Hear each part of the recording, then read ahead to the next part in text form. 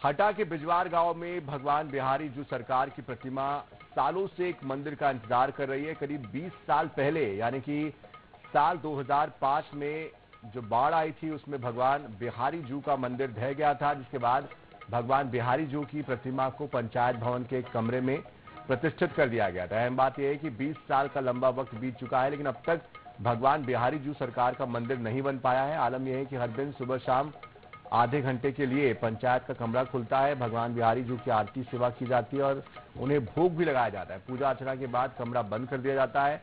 यहाँ ये जान लेना भी जरूरी हो जाता है कि भगवान बिहारी जू के नाम पर 62 एकड़ की जमीन है, जिससे कि हर साल लाखों रुपए की कमाई भी होती है। यही नहीं, भगवान बिहारी जू के नाम से एक निजी बैंक खाता भी है, जिसमें करीब 60 लाख रुपए जमा है। इसके बाद भी 20 साल का वक्त बीत चुका है, लेकिन भगवान बिहारी जू का मंदिर अब तक नहीं बन पाया। जा रही है कि मंदिर ध्वस्त है। मंदिर कम से कम 2005 में गिर चुका था। अब वहाँ भगवान बैठने की कोई व्यवस्था नहीं थी। गांव बस्ती वालों ने ग्राम पंचायत भवन में भगवान का बैठा दिया है और कोई उनकी व्यवस्था नहीं। हमारे मंदिर बनाया जाए, हम लोग यही सोच रहे हैं। गांव वाले शासन प्रशासन पैसा नहीं दे रहा है।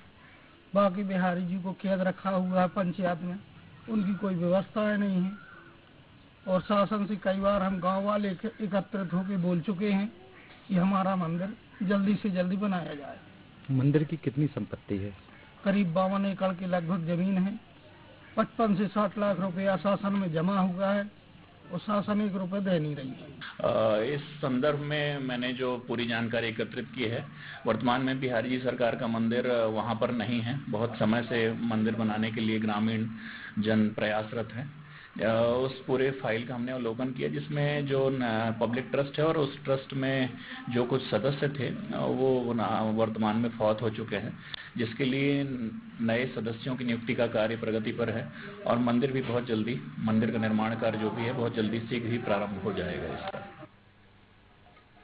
तो इस तरह के मंदिरों के बारे में जब आप सुनते हैं तो आपको बाकी मंदिरों का भी ख्याल आता है, और ऐसे बहुत सारे मंदिर हैं जहां पर ट्रस्ट का पैसा जमा तो होता है, लेकिन उसका इस्तेमाल किस तरह से किया जा रहा है, उसका इस्तेमाल कौन कर रहा है, कौन उस पर अधिकार जमा रहा है, ये स्पष्ट नहीं हो पाता। ऐसे में जो हमारी आस्था के प्रतीक है, भगवान है, उनको लेकर हमारी जो भावना है वो कहीं ना कहीं दुखी होती है, आहत होती है। देखना होगा कि इस मामले को लेकर आगे किस तरह का एक्शन लिया जाता है।